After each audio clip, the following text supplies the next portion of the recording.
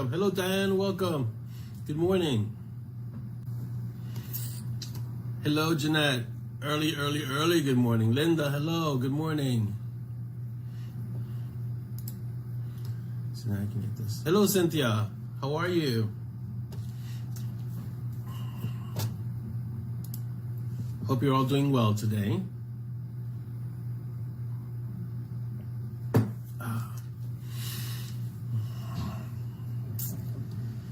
Darren, good morning. Hello. Hello, Stacy. How's everyone today?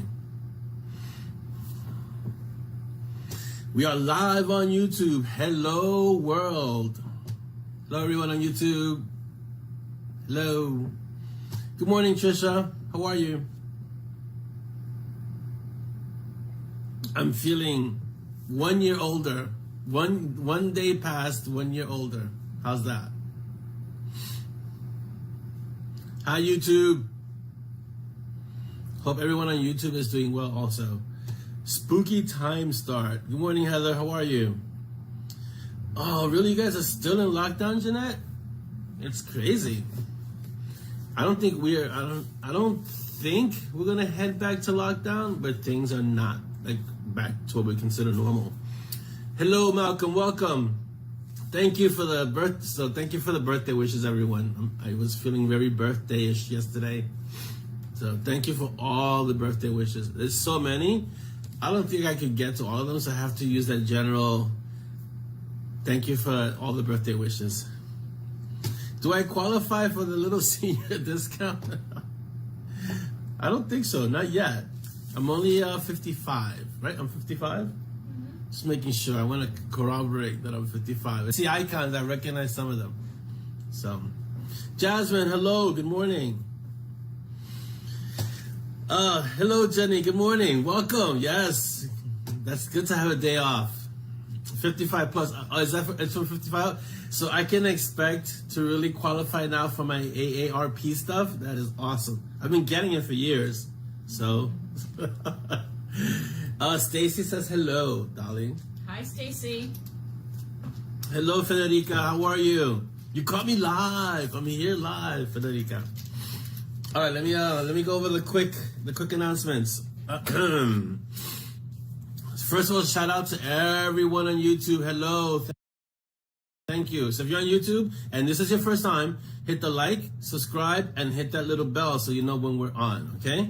So hello to everyone on YouTube. Thank you for being here with us. Thank you for visiting. Okay. Hi, Joe. Welcome. If you're Instagram, we're at Bitten Peaches. I didn't put much up. I think I put just one post up this week because I was trying to get B&M finished and I was doing other things. And then my birthday happened, so I'm officially declaring this my birthday weekend.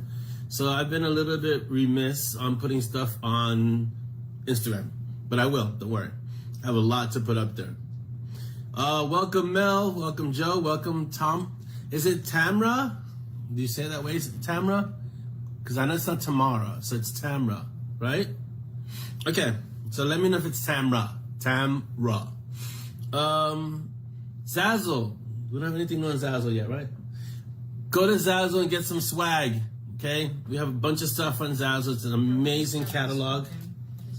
This weekend, I am told by our head ZAZZLE designer that we will have stuff this weekend, new stuff this weekend. So go to ZAZZLE and get some stuff, okay? Go there and peruse, browse, look around, and pick up some swag at ZAZZLE. Welcome, Craig. How are you? Yes, villains are represented. Hashtag villains represented and hashtag dragon wins. Patreon. So for the patrons, I keep saying patrons. For the patrons, the new story is done. And it just has to be edited, and then we'll put it up on Patreon. So it'll be probably over the weekend. You'll have it. Okay? Jeanette, if you're not here for the full hour, I understand. You're tired. Get some rest, you know?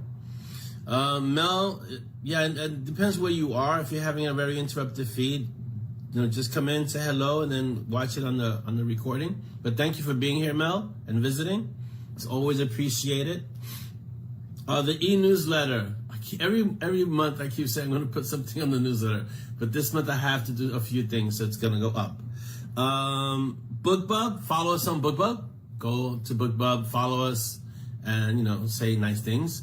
And on Binge Books, same thing. Go join Binge Books, or Bibo as we call it. Follow us, leave some reviews, and it doesn't have to be long. Just like, hey, I read it, it was good, things like that. And then, you know, but follow us because we want to increase the number of people on BookBub and the number of people on Binge Books and the number of people on Instagram and YouTube. We want to grow our numbers. I understand that this is an organic thing. I'm not promoting in the sense of putting out ads and things like that. I want it to happen slowly, and organically. So please go there. Go to those sites and go follow us. Let's see who came in. Hello, Leanne, and ready to pun. Very good. Hold on, I'm hot. So because my body runs hot, so I don't know what to tell you guys. That's what happens. Must be my new glasses creating heat. You know? No, my body has always run hot. I'm the person that can go out in the winter in shorts and not be bothered. So, Hal, hello, welcome. That's awesome. Glad you're here. Dan, Mr. Awesome. Holla, holla. How's everything? What did you miss? Nothing. We just started, Dan, so welcome. So I'm growing the scruff again. Oh, well, that's an interesting name. Ree, is Ree Adele? Is that your name, Ree? Is that how it goes? Ree? I've never seen your name here before. So hello and welcome, Ree. So yeah, I'm growing the scruff again, and trying to see if I can get it to really grow in for the winter. Dolly's gonna give me side eye like, ugh, growing the beard for the winter. My Valkyries do the same thing. I tell them I'm gonna grow that beard. They go, ew. I'm like, yeah, okay. I've never said that. Not you. That's Ava and Z. I tell them I'm gonna grow the beard in. They go, ew. I'm like, really? Thank you. You don't say it, you just give me eye. You just go, okay. Yeah, so Bangers and Mash. Let me tell you exactly where I'm at. Hold on. I'm at 25,400. We have the last big fight that needs to occur between, I can't tell you between who because you'd have to read the story. So we have the last big fight, then the resolution, and that's it. So I'm looking at another maybe 2K, 3K, maybe. I'm pretty sure that will be done today. I got a few things to do today in the story. I got some stuff I got to do for Ray, the one greeter who greeted you once. And so either it's going to be done over the weekend, so probably you guys will get it tomorrow or Sunday midday for the art, and the art will be next week. It's a short art because it's only like 25 something K or 26K or 27K around there, but it's short, so you guys can shred it quickly. Yeah, Chris, we have the same thing. I don't know what it is. It's easier when I let it grow, but then maintaining it is the only hassle. Yes, Jenny, that's what I'm trying to adopt, a winter beard and a summer beard, but they're gonna look really close. Not 21K, Malcolm, 25K is where I'm at right now. So, you know, we'll see. So it'll happen. It's gonna probably be closer to 27K, 28K, maybe even 30K, depending on, here's the issue with Bangers and Mash right now. Jasmine, hello on YouTube. Here's the issue with Bangers and Mash right now. Frank is in the story, and Frank won't shut the heck up. So he keeps trying to steal scenes. So that's what's happening. So I gotta try and corral Frank so that Bangers and Mash can actually have their story. Oh no, the intended length, Malcolm, was 25K. So I'm kind of close. I'm kind of in the ballpark. So yeah. Oh wow, Christopher is from watching on YouTube from Colorado. Hey Chris, welcome. What does Federica say? I always had men with beards in my life. Even my partner who was a shaved kind of guy, I've grown a beard. Yeah, I don't know. I have to ask Dolly if I look better with or when I don't have the beard, I look really, really young. Like I look younger than Dolly. I can't even say that with a straight face, but I look really young when I don't have the beard. So it's like I look like a little kid, and you know, yeah. So Frank won't shut up, and I'm trying to get him to shut up. And if Frank is there by default, Gray makes an appearance too. And so I was explaining to Dolly earlier, it's like I don't want them to overshadow Bangers and Mash, because it's not their story. It's Bangers and Mash's story, and so they're too strong of a character or a personality. So I have to kind of rein them in and not let them take over that way, you know. Yes, Stacy, I know I don't ever look younger than Dolly. That's never gonna happen. Yeah, Jenny, it's true. Frank is a slippery little scene thief. Yes, exactly. That's the exact description of Frank. He's a slippery little scene thief. Yeah. Yeah, so when I have the beard, I think it's also because of the gray that's in the beard that grows in with it. You know, people treat you differently when you start having gray in your face. Laura, welcome. Thank you for being here. So when I have gray, and also because I'm not a tiny person, I'm kind of big. So that kind of has an intimidating factor. But I do notice the difference when I have the beard and when I don't have the beard. There is a noticeable difference in the interactions with people.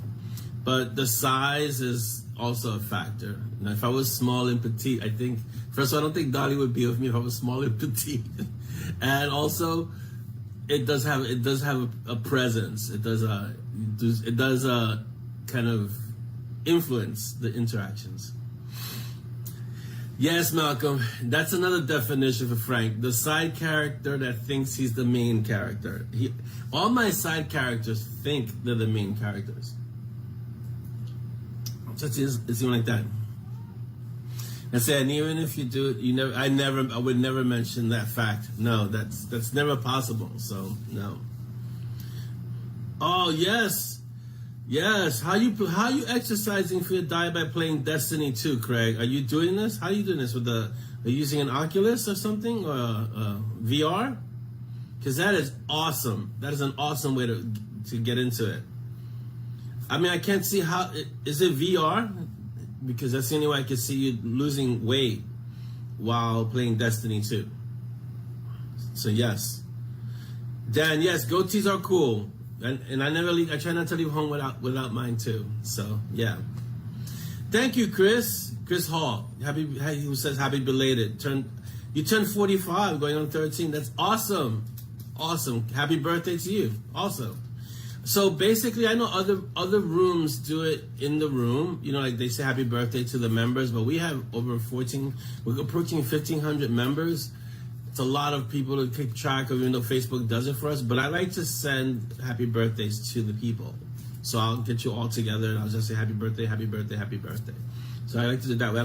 Because a lot of people don't like to be put, as they say, be put on blast in the room. They don't like people to know it's their birthday. So I kind of do it subtle. I'll do it that way. Peaches is the main character. Yes, Malcolm. Everybody knows, whether spoken or unspoken, Peaches is the main character. And yes, Jules, this is where the party is. It says it on the door. This is where the party is. The mob party is right here. Dolly, you might put some pink dye in your beard saying you look younger. I already did. In fact, Zoya, and she's not here, she's in school. So that's why she's not here. So I did purple. You guys remember the purple? And I also did gray. So Zoya's like, we need to do another color for your hair. And I was like, yeah, we're going to stay with black and gray. Thank you. So, so we're not gonna do that. No, you can lose weight playing some games on the PS4. You can lose calories because it's competitive. Are you doing? So what are you doing in Destiny 2, Craig? Are you playing comp? Are you playing survival, Crucible, or what, Craig? Or are you just doing strikes and stuff like that? Let me know. No one should complain about being taken seriously unless they're under 5 feet tall. We call those people height challenged, Stacy. They're height challenged. Yeah. Can I do it at 5 foot? Yes, you can, Jenny. Let's see. What is all of them, Craig? I don't know what that means, all of them. We don't have short people in the mob. We just have dangerous, not so tall people. But they're not short. I never have to worry about being taken serious. Oh, Oculus Quest beats it. So yeah, so Jules, John Logsdon was talking about the Oculus a few episodes back. I was either visiting with him or he was visiting here. And we were talking about the Oculus and how it's great for like staying fit. He has the Beat Saber, and there's a few games that he uses, and he's lost like 20 pounds playing games. So that's pretty cool. And I think the Oculus is really affordable right now. So it's a way to stay in shape, and you're playing games, and you're working with your hand-eye coordination. You just have to be really careful not to hit somebody who comes next to you, because you're standing in the middle of the room, swinging your arms, and somebody can walk by and you go whack. So it's like you have to be careful. Yeah, Jenny, see, there you go. Not high challenge, travel sized. There you go. You should use, the whole point of having it, it's like having a treadmill at home or a bike at home. They very quickly become clothes racks because they don't get used. So you have to use it. Exactly, Jenny. Some of us just didn't take as long to get to perfect. So that's why your travel size packaged, small package size for sure. All right, so let me get to. It's almost already 12. Jeez. Time just goes by so it feels weird because sometimes the time stretches and then sometimes it's compressed, right? So it's almost 12, so let me get to some of the updates. I've been using the same sheet for updates, like 2 episodes, because we're in the midst of a long project. So here we go. The audiobook for Requiem should be coming out at the end of this month, October. I'm looking at the calendar. If you see me looking this way, I'm looking at the calendar. So October, the Requiem should be out. The first 15 minutes that I heard were awesome. So I think you guys are really going to love it if you're listening to the audiobooks. Divine Intervention's out and doing incredibly well. So I thank all of you for that, because without you guys, the books don't do as well as they can. So you guys are awesome. Yes, Stacy. Jenny, the treadmill is not a clothes rack. Yes. Welcome, Robert. Welcome for joining us. No, you're not late. When you get here, you're on time. All right, here we go. Bangers and Mash this weekend. So you guys will have the art definitely by Monday, if not earlier. But you know how it is. I'll say Monday, and then I sneak it in like on Sunday. So we'll see. Nixia box set. Also, this is the Nixia box set. It looks amazing. It's really thick too. It's a really I got the hardcover, so well, not the hardcover, but the paperback, and it's amazing. So I started skimming through it, and next thing you know, I was like 4 chapters in. I was like, okay, no. I'm acting like I didn't write it. So the Nixia box set is out. So get it while you can, because it's out there for you.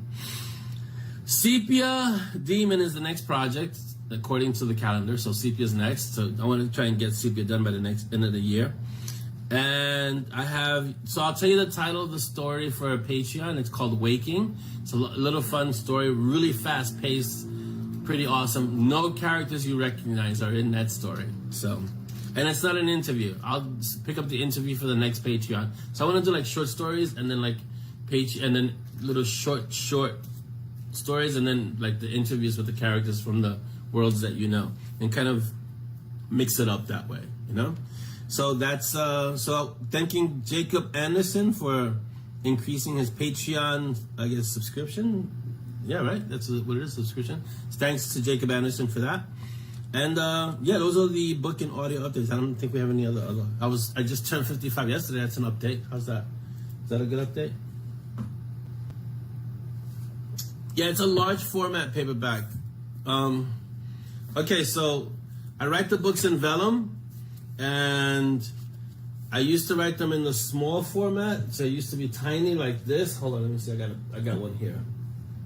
This is TMB.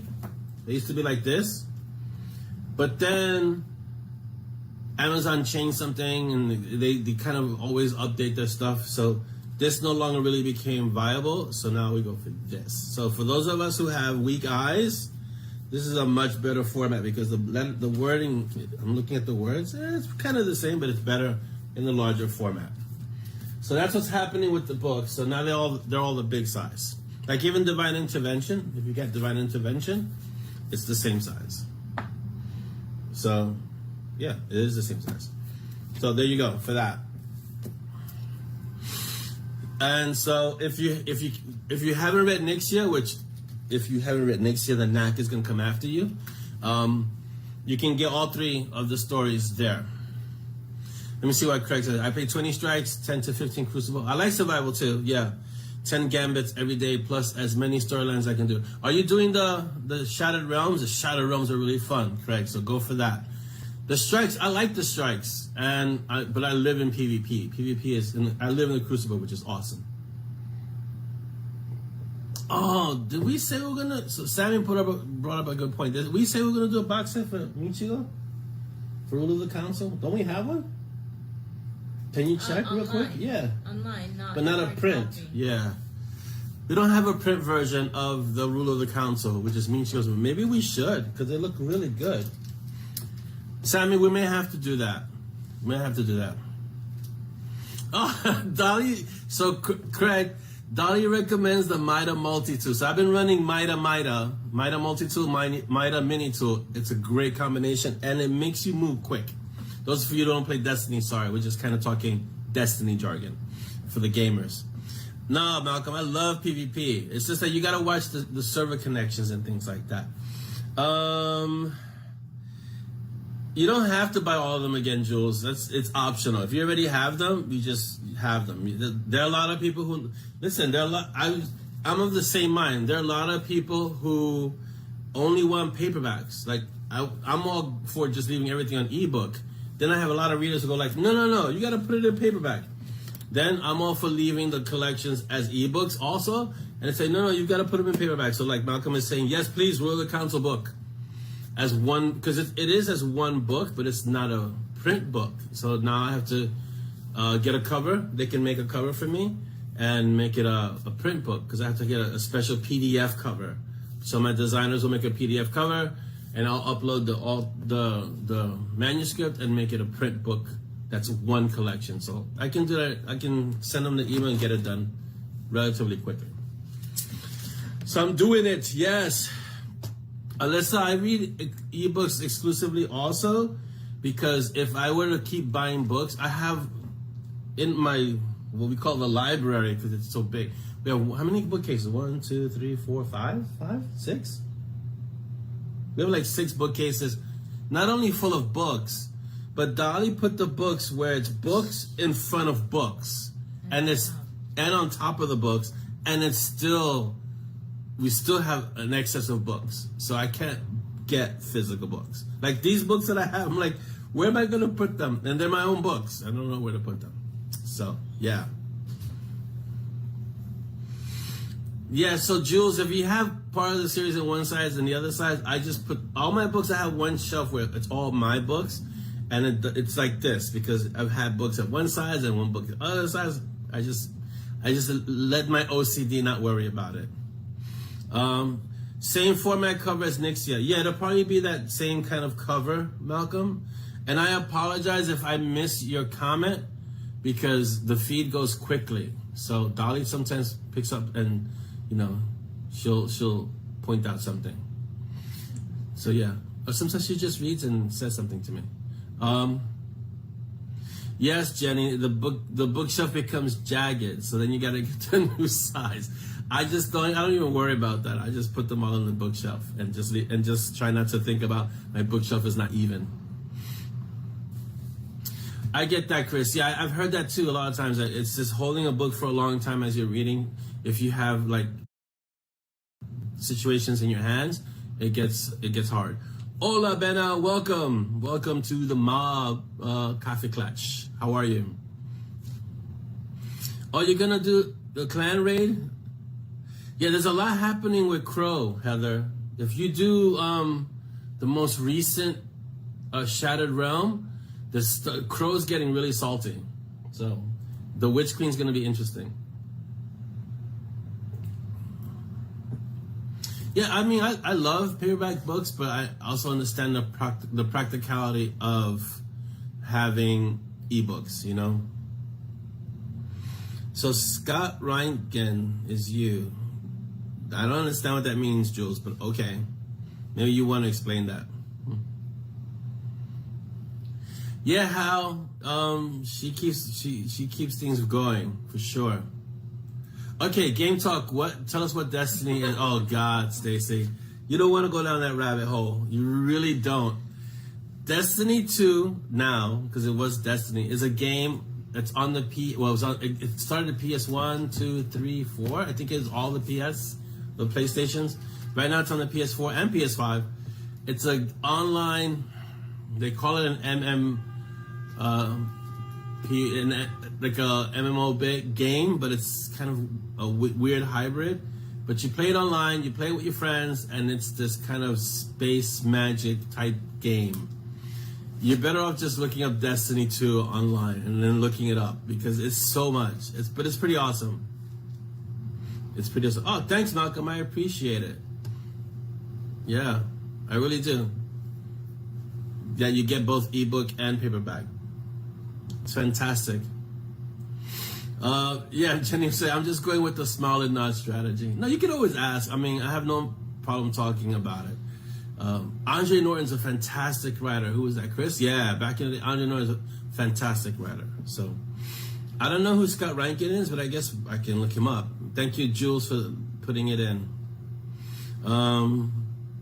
MMORPG, yeah, supposedly, but it's not really a MMORPG. So, oh, bye, Jasmine. Well, Jasmine has to go. Bye, Jasmine. Have a great time pretending to be an adult. Yeah. So, but thank you for visiting with us and being here. That's fantastic. You're always welcome to be here. Might as well try to read the Iliad in the original Greek. Yeah, no, I'm not gonna try and do that. Thanks. You can't find Nixia in my Amazon page. You can only find Nixia under Scott, whatever his name is. I don't know why that would be. We'll check Amazon. Maybe you need to look up, I can't see why that would be.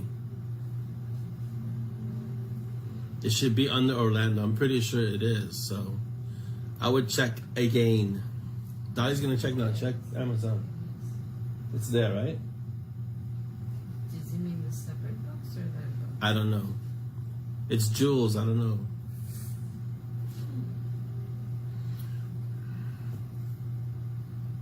Just look up Nixia. You'll find it.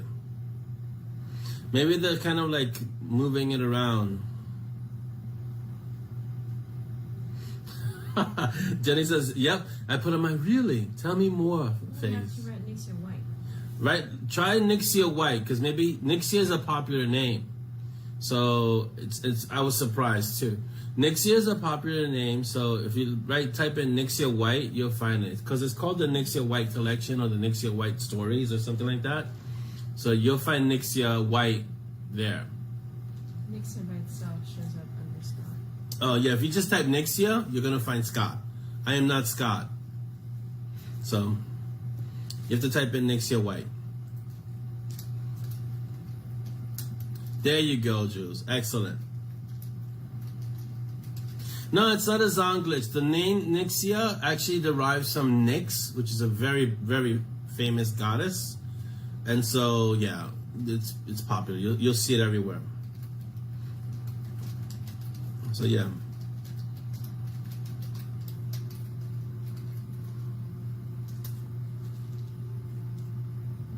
I'm not that old yet.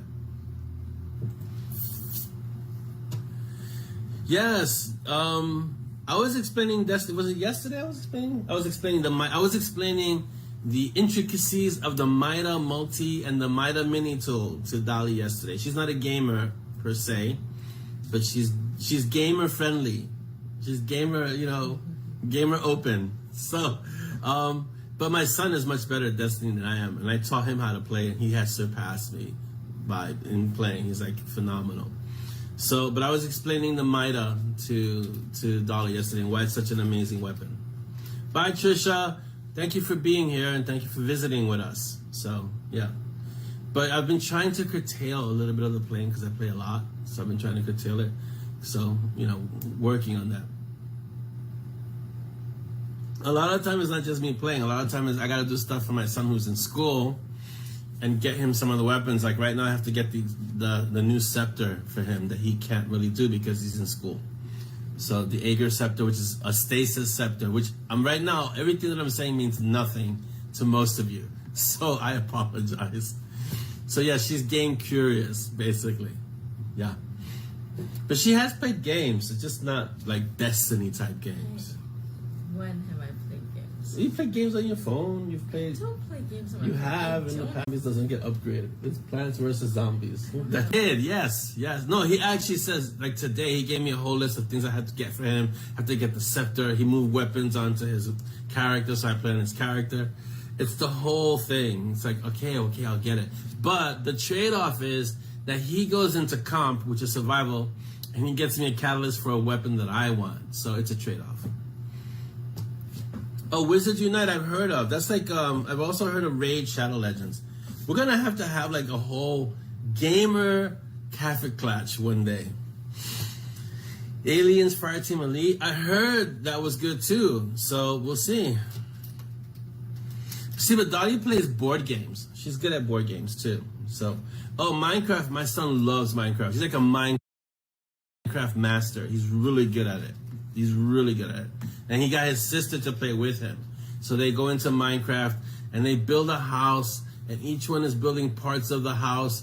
But they built one house that was on the water one time, and then my daughter poked a hole in the wall, and the water started coming into the house.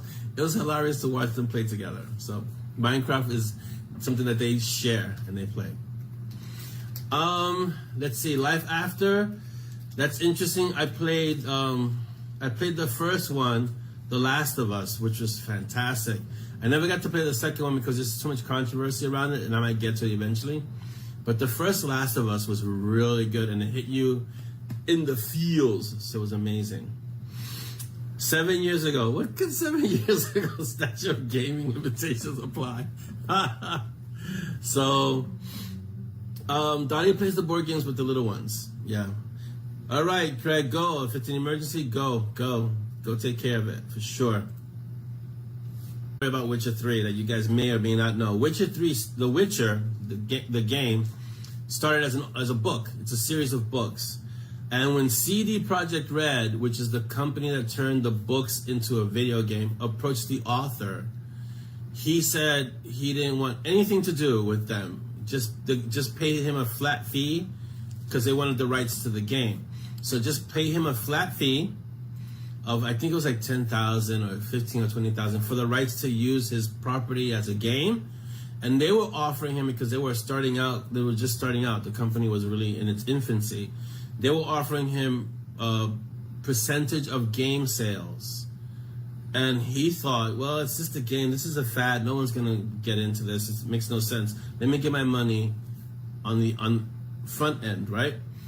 That game, Witcher 3, because Witcher 1 and Witcher 2 was really good. Witcher 3 blew up and sold in the millions of copies.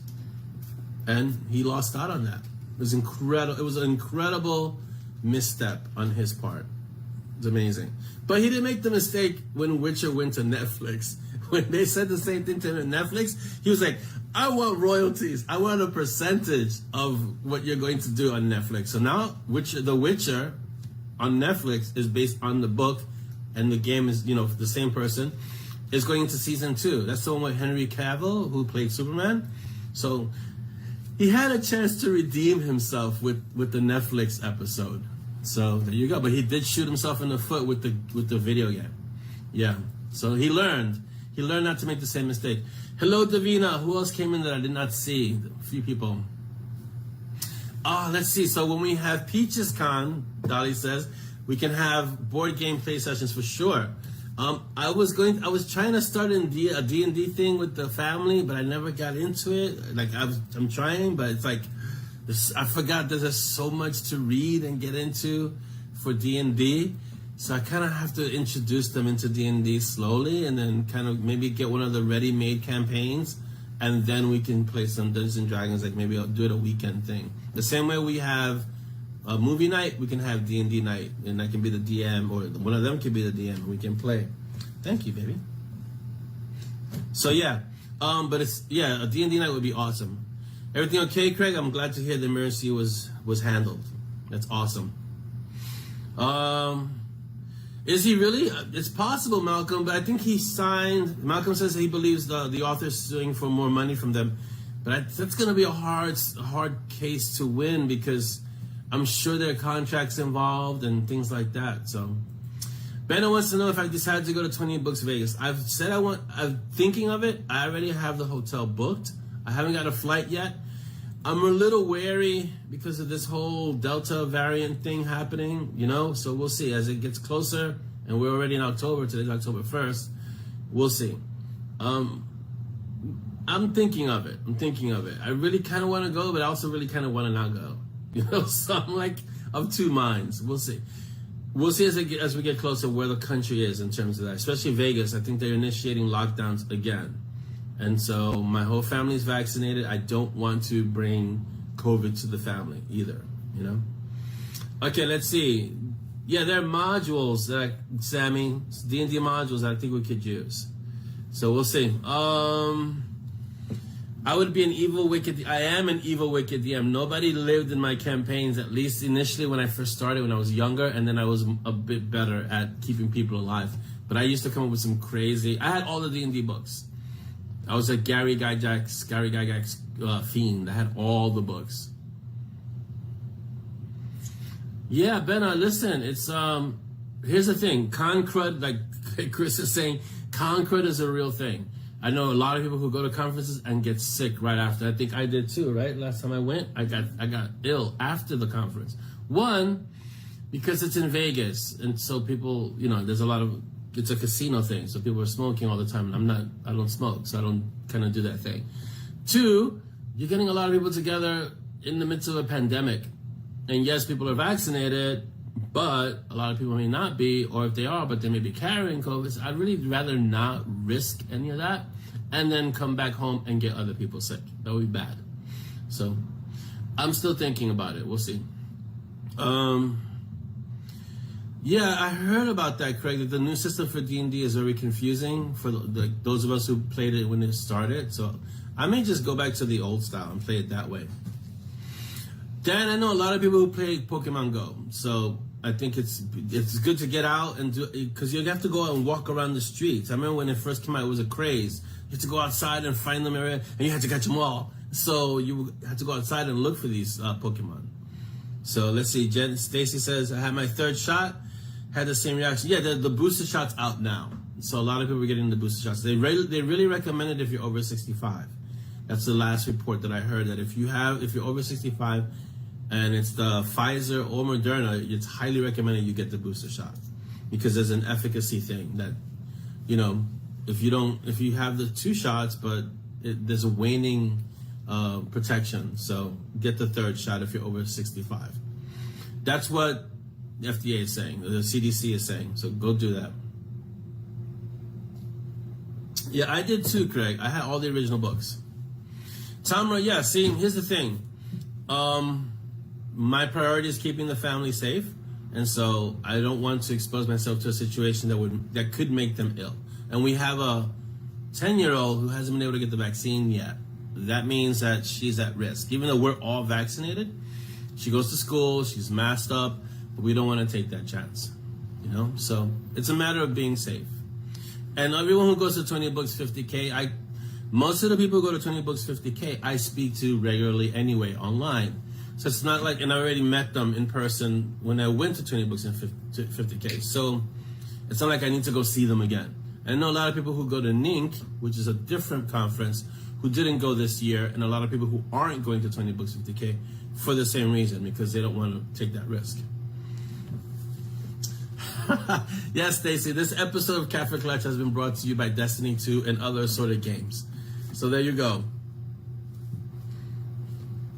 Yes, Hal, I had the original 1.0. I remember when the first Dungeon Masters book came out, it was this huge tome.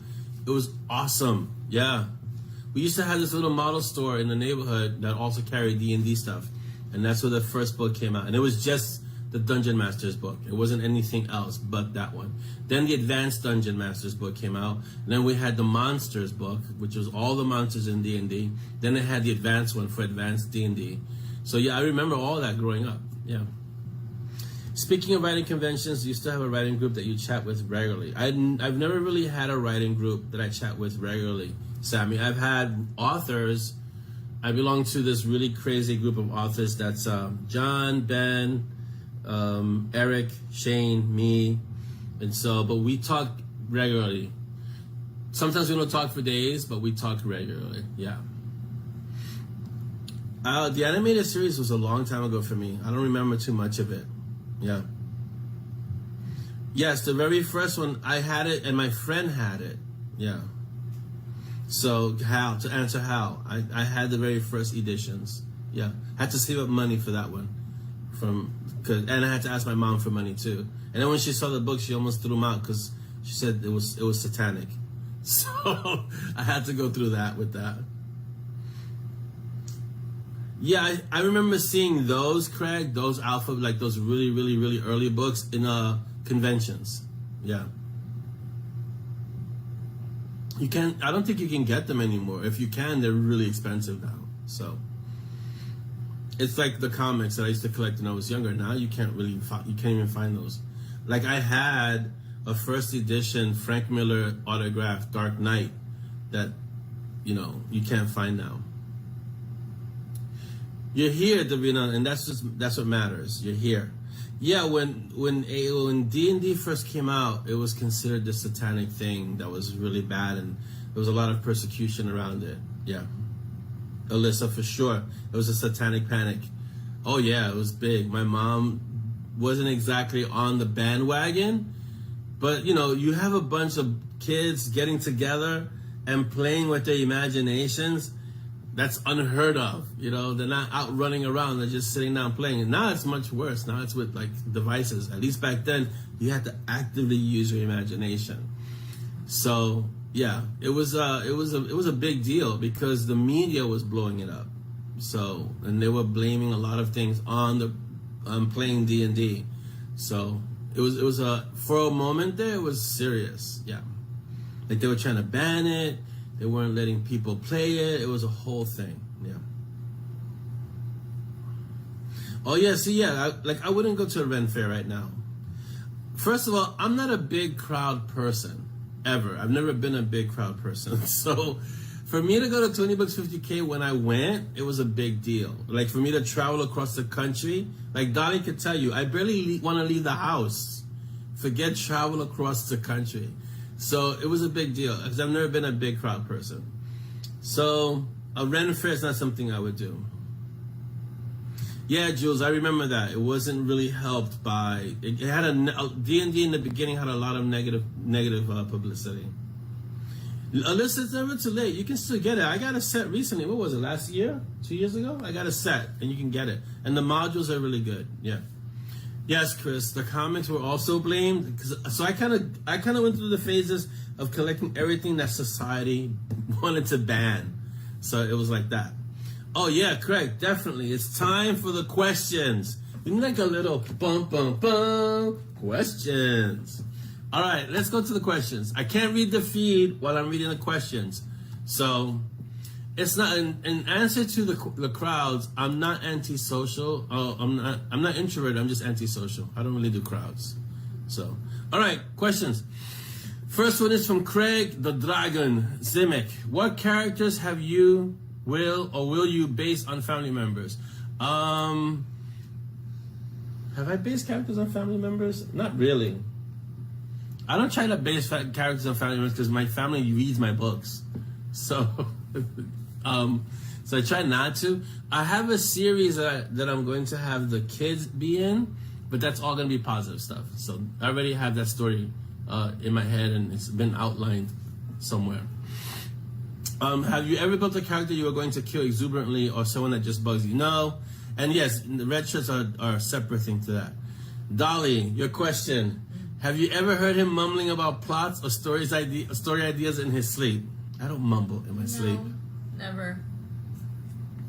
The consensus is never. Okay. Leanne, thank you, Craig, for the great questions. Leanne Benson asks, do your characters often argue with each other in your head about whose story is going to be told continued first? And does it leave you wondering if you have any control at all? LOL.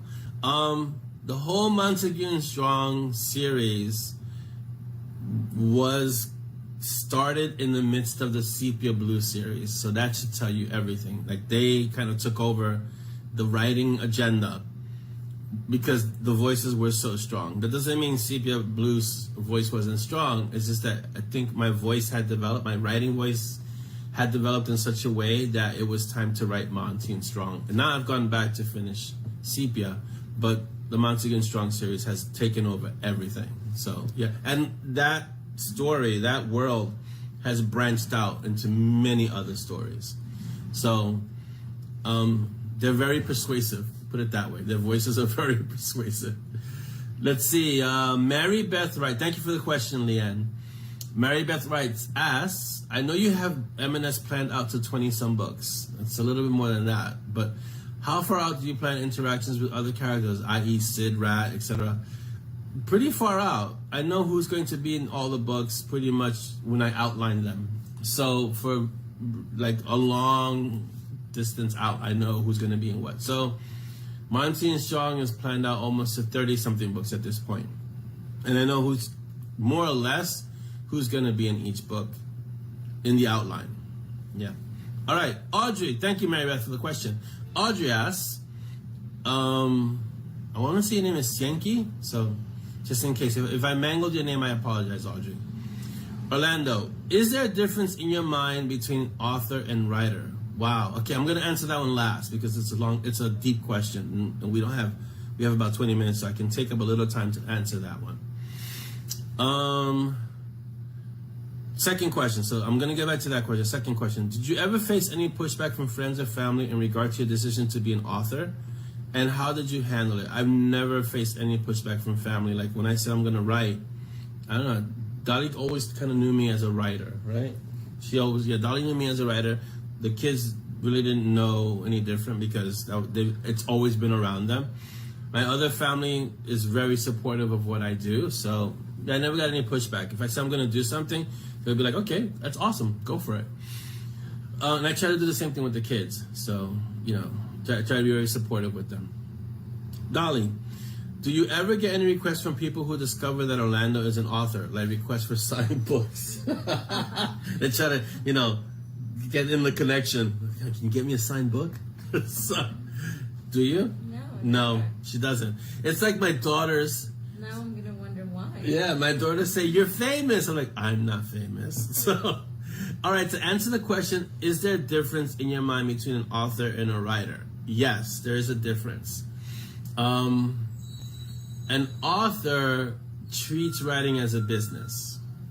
A writer will just write. So it sounds like a paradox, but an author takes it a step further so every author is a writer at some point. You'll write whether someone's going to read it or not. You're writing. But at some point, you shift from just writing to, I want to share this with the world. That's when you become an author.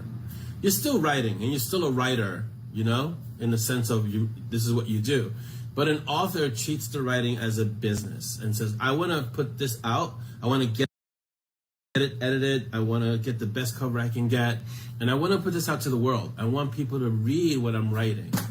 Not every writer wants that. Some people write for therapeutic reasons. Like, I just want to write to get these emotions out. And so they don't want anyone to read what they're writing. Some people write because they just have these great ideas, but they don't really want to share them. An author wants to share the work. They have to share the work. They have to have people read what they're doing. A writer will just, be like, no, I'm just going to write stuff. I'll journal. Those are all writers. So anyone and everyone can be a writer. And on some level, I think everyone has that capacity. You step into being an author when you organize it in such a way that you're presenting it now as a product to the world. So authors have to be able to disconnect from, this is my baby, this is my story, to this is now a product that I want people to read. I'm going to put it in such a format that now I can share this with everyone. That's what an author does. A writer just writes. Anyone can write. You can write stories, you can write journal entries, you can write short stories, you can write fan fiction.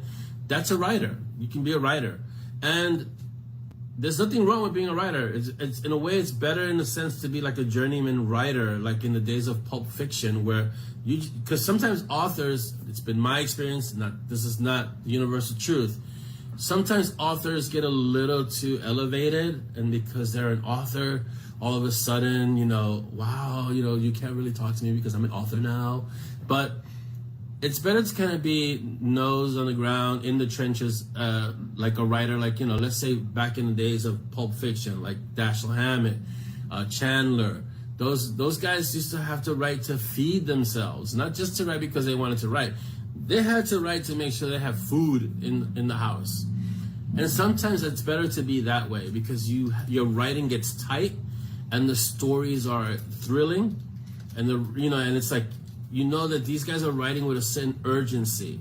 So you always want to remember, as an author, how you wrote in the beginning when no one was reading your work.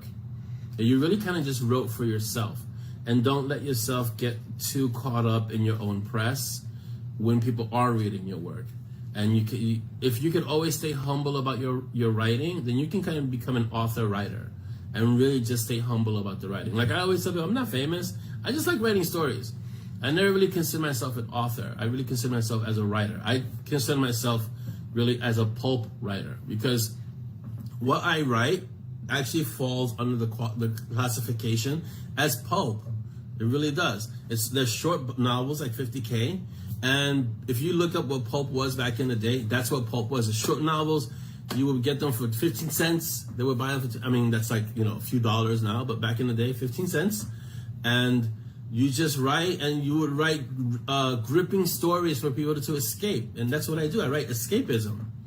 The world has enough darkness and sadness and grief as it is.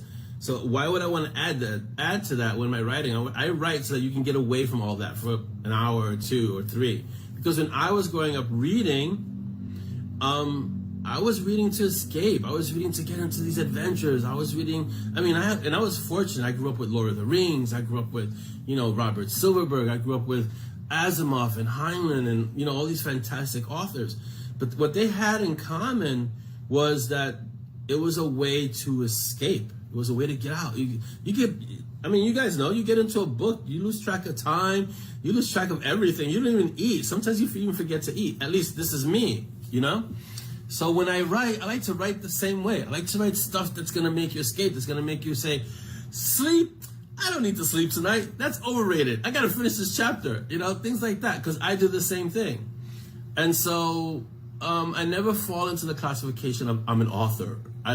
And I've been around authors, and sometimes they get a little full of themselves. And here's the thing, an author without readers is not much of an author.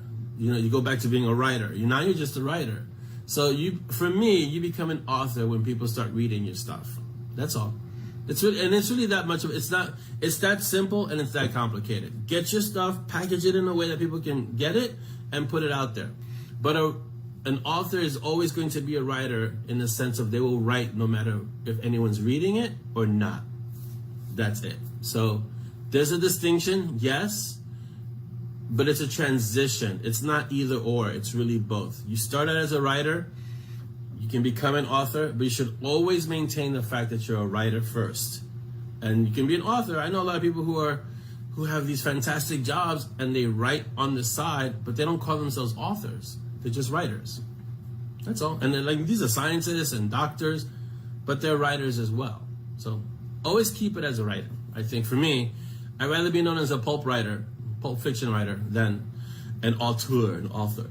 That kind of elevated position that some authors take on. This is just putting on airs, really. All right, we've got 10 minutes. So if you have questions, those are all the questions. And thank you so much, Audrey. Question from Jules. Okay, hold on. Let me get back to the feed. Dolly says there's a question from people. Go. You are incredibly organized. How do you keep writing if you have other books that are bugging you in your head? All right, so how do you keep them straight and not write more than one at a time? Okay, that's like a 3-part question. All right. So first of all, I want to thank everyone who submitted questions. You guys are awesome, and the questions help, because sometimes the question that you ask is a question someone else wants to ask, and they don't even know they want to ask that question. So it helps. All the questions always help. Now, to answer this question from Jules, can you give me the parts again? I'm incredibly organized. Yes and no. The way I write is organized. My brain is organized in terms of, if you ever heard the concept of a mind palace, I know I've said it before. That's what I have in my head, a mind palace. If you don't know what a mind palace is, or a mind mansion, or Sherlock Holmes, Arthur Conan Doyle created this theory, which is a real one, of a mind palace. You have a house with a whole bunch of rooms, and all those rooms are the items, ideas, and topics that you kind of compartmentalize into each section. That's what I have in my head. I have a mind palace that's Monty and Strong, a mind palace that's Nixia, a mind palace that's, every story has their own room. And some of those rooms are connected. So if you're in the Damned World with Ursula, that room is connected to... So Monty and Strong has the biggest room, right? And there's all these little rooms attached to that big room. So, but my organization is because I have Dolly, who keeps my life organized and allows me to do the writing. So there's internal organization, and then there's external organization. The external organization is Dolly. So she makes sure that I can write. The internal organization is my head. But she also says, hey, don't forget, you gotta write a Patreon story. And I'm like, oh yeah, I gotta write a Patreon story. Because if she doesn't nudge me, I'll write other things and I won't get to certain things like that. Right? So next part of that question. You answered both. So the first one was, how do you keep writing if you have other books that are bugging you in your head? Okay. And how do you keep them straight and not write more than one at a time? All right, so if you have other stories, so let's say you're writing something and something else is bugging you. Here's what you do. You take whatever story is bugging you, you write down an outline for it, write down all the key points that pertain to that story that's bugging you, and then put it to the side. Get everything that's pertinent to that story so that you can pick it up later and continue with it, and then finish the story that you're writing. Trust me when I tell you, you want to do this, because if not, years will pass. The last sepia book prior to the one that I finished was 4 years ago, because I stopped to write Monty and Strong. Now, I don't regret writing Monty and Strong, but if I had taken the time to just finish sepia, it would have been done already. So if you're in the midst of something, and that's usually when something comes at you, because you'll be in the middle of a story and another story will come, take whatever's coming, the stories that are coming, write them down. Write everything that you can so that you can remember the thread of the story. Because if you just write, great story idea, blah, blah, blah, blah, and then you don't write how to continue the story, you're going to lose it. So write down the story, write down the idea, write down the pertinent information, write down any characters that are associated with it, and try to get it out of your head. Then finish the story you're doing. Finish the story. Finish what you start. Then go back to the other story and then pick it up. So that's why you have to write enough that you can pick up the thread later so that you can actually write that story. If you just write, index card worth of information, you may or may not be able to pick it up later. But write down as much as you can and then finish what you have, what you're currently in the midst of. I didn't do that with sepia. That's why I'm going back to it 5 years later, because I just jumped into Monty and Strong. Now, when I'm writing other stuff, like I'm writing Monty and Strong and another story comes up, what I do is I just write down an outline real quick and then I finish my Monty and Strong, because I can't sidetrack Monty and Strong. So you're welcome. Yeah, any other questions? We have like 5, almost 10 minutes. So if you have if anyone else have questions, yeah, Yeah, now, so there's the knack, and now Dolly is going to be the head of the BAM, because she's like, okay, so when are you going to write more BAM? Because Dolly gets to see the story before any of you. So she's like, okay, so when are you going to write more BAM now? I'm like, I haven't even finished the story. Yeah. And I said, but what happened to the knack? She says, the knack is good, but now you got to finish BAM. So here's the reason behind that, though, because BAM, at least in my opinion is biased, but BAM is really, really funny. And so here it is. I don't think any of my writing is funny, but I think BAM is pretty funny. And so she's like, okay, you have to write BAM now. I'm like, huh? And this is what she did with Nixia, too. I was like, I'm just going to write a... So no. You got to write more Nixia. So she's going to be the leader of the BAM, too, because she's like, you got to write more BAM. I'm saying, but what happened to Nixia? I was supposed to write a whole book on Nixia. She's like, no. You got to write more BAM. Jenny, you got to go. Is it? Oh, I see. That's part of the stuff. Yeah. So she's like, you got to write more to BAM. I'm like, okay, I'm going to write more BAM. Sure, I'll write more BAM. So I got to finish the first story first. But BAM is actually more accessible to go into other parts of the Monty and Strong world. And I have missed so much of the feed now. So it's like all over the place. So hopefully Dolly's kept up with you guys. Let's see. If you have any questions, this is the time to ask because we have like 5 minutes. So here we go. Yeah, exactly. Yes. Yes, Davina. Yeah, it's so yeah, she got me. So okay, when I don't eat, so I have several chocolates that I eat when I'm writing chocolates. These are the preferred if I don't have my peppermint patty, because it's dark chocolate. The problem with the dark chocolate kisses is that the Valkyries like the dark chocolate kisses, and so they get commandeered, they get taken. Hello, Michelle, welcome back, Robert. So yeah, so it's gonna be more Nixie and Bam. You guys gotta let me know what you think about Bam when you read it. I have a lot of fun writing Bam because it's been a blast writing it. You guys are gonna love it. Dolly says you guys are gonna love it. That is so funny. She's gonna say that without spoiling anything. But we'll see. I like writing it, so it's fun. I don't know if I'm breaking up for anyone else. It might be your connection, Robert. I hope it's not everyone else. And I hope it's not you either. So, any other questions, guys? We have 5 minutes. Tamara says it's the character interaction back and forth conversations that make them funny and easy to imagine. Yeah, I think it's. Oh, yeah. I can't say too much about Bam because it gives it away. But Dolly says Robert keeps getting picked on, so she feels bad for him. So. I don't think he's getting picked on. It's just that he has a very specific worldview that not everyone accepts, you know? Hello, Renee, and welcome. You got like 5 minutes, so thank you for being here. Yeah, I'm glad you guys like it. Yeah, the Bam. So if you think the Bam snippets are hysterical to read, you can imagine what they are for me to write. So it's a very strange process. Writing is really almost like an out-of-body experience. So I'm writing stuff. In the moment, they're not very funny. It's not very funny to me. So I'm writing it. I'm just writing it. I'm kind of. If you were able to record my face and writing it, it's not like writing. Ha ha ha ha. I'm just writing and I'm serious all the time. But then I go back and I read this stuff and I'm like, wow, that's pretty funny, you know. So it's a very strange process. All right, Chris says. Dan says I want Dex to meet Bam just for a page or two. That would be hilarious. I'm gonna definitely do that. Chris says, have you ever had a stand-in character decide to become a bigger character with dialogue? Yeah, most of my side characters do that, Chris. Most of them. Like, every single character that has spun off into their own series was initially created as a stand-in, coming in, having a few lines of dialogue, and leaving. And then it's like Frank. They spin out and they want to take over the book. And I'm like, no, it's not your book, kind of thing. So, yeah.